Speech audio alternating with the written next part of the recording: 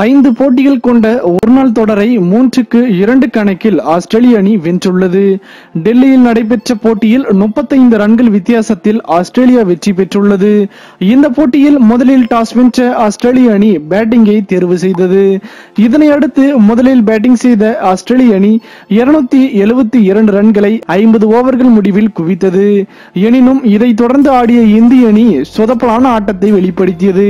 ஒரு கட்டத்தில் புவனேஸ்வர் குமார் மற்றும் கேதர் ஜாதவின் பொறுப்பான ஆட்டத்தால் இந்திய அணியை வெற்றிக்கு அருகில் கொண்டு வந்தனர்.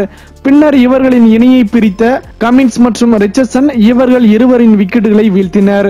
பின்னர் 237 ரன்களுக்கு ஆல் அவுட் ஆகி 35 ரன்களில் தோல்வியை தழுவியது இந்திய அணி. இந்த படுதோல்விக்கான காரணம் என்ன என்று நினைக்கிறீர்கள்?